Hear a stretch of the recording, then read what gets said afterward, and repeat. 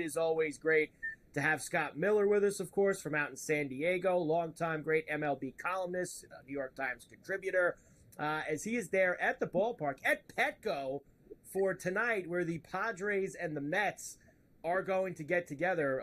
Big four games. They're all big right now for all these teams in the wildcard race, especially with about 6 weeks to go in the regular season. Good to see you as always, Scott. Let's actually start there, because then I'll build it out with San Diego and bring the Dodgers and Arizona into the mix. But Mets and the Padres, 4 games here. Severino tonight against Dylan Cease. And for the Mets, who are a game and a half back of that last wild card in the end now, this is a big trip for them, Scott, especially when you start off against one of those teams that you're looking right up at in the wild card. No doubt. I mean, they're, a game and a half out of the wild card spot. They're further behind. San Diego, of all teams, leads in Arizona, lead the wild card race. But, yeah, I mean, as you said, nice to be with you as always, Carver High. As you said a minute ago, we're to the point in the season where we're like, maybe 30, I think 34 games left or thereabouts for most teams. So, every day now for those teams that have hope for October, every day gets you turn that pressure up just a little bit more. We're not to must win yet, but we're getting close, and we are in the point where, losses hurt more than they used to. So, as you mentioned, I'm looking forward to tonight. Luis Severino and Dylan Cease, really good pitching matchup. Mets it's a tough trip. I mean, San Diego and Arizona are 2 of the hottest teams in all of baseball. Padres have won 22 of 27, I think it is, and they've got everything going right. They've got it up and down the lineup. The biggest thing with San Diego is contact hitting this year. They have the fewest strikeouts in the major leagues, and they have a lineup that puts the bat on the ball. And I love that, because when you do that, get the ball, put it in play, something good, you have a chance for something good to happen.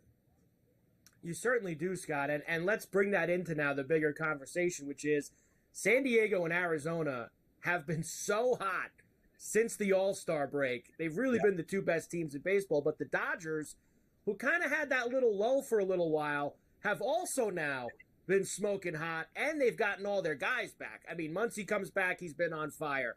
They bring everybody, Buehler's come back. We'll see how he goes for them. Betts has come back. He's played well. As good as Arizona and San Diego have been, they're still 4 out. They got as close as 2.5, but the Dodgers have that little gap. I don't think they'll be able to catch them, Scott, over these last 6 weeks. But I do think that Arizona and San Diego are absolutely ticketed for postseason play. Yeah, I agree with everything you said. The Dodgers are just so deep. The biggest, as you said, they're finally getting everybody back.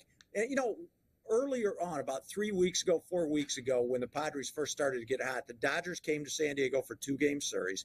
Padres won both, and that helped springboard them toward their current hot streak. But that Dodger team that went 0 for 2 in San Diego, that was when Freddie Freeman's son was going through his health issue, and Freddie wasn't with the team. Mookie Betts was still on the injured list. Max Muncy was out. So the Dodgers team the Padres got a few weeks ago was really, to me, only about 60% capacity. And now they're, as you said, they're not completely back. They've got, the biggest issue is rotation. Walker Buehler does not look good. He got batted around again last night. He's a guy that'll give you 4 or 5 innings and give up 3 or 4 runs during that time. I mean, he's not the ace that he once was. That's going to be an issue if the Dodgers can't figure that out. They have so many pitching issues, but still, they have so much depth. And, man, when you get Ohtani, Betts, and Freeman 1, 2, 3, and then Muncy lengthens out, as you said, you cannot be hotter than the Padres and Diamondbacks. And yet today, as we go into the games, they're still looking at a 4-game deficit behind the Dodgers. What is it? Is there something to it, Scott, with them not having Tatis? Because it's a little weird, right? Like, 2 years ago, they didn't have Tatis for the whole season, and they went to the NLCS when they lost to the Phillies. Tatis was in the lineup this year. He goes out. They get scorching hot for the last month and a half, 2 months when he hasn't been there. They owe this guy a lot of money for a very long time, and he's still, listen, when he's in the lineup, he hits home runs, he gets things done. Why is it so strange, Scott, that when he's not in the lineup, they play better? That's a really good question. I wish I had an answer. What I will tell you, and as part of the answer, and I've been around the Padres quite a bit, living here. It would be easy if I could sit here and tell you, well, Tatis is a selfish player, or he's a divisive force in the clubhouse. That would explain why they win when he's out and why they don't when he's here. But I can't say any of that.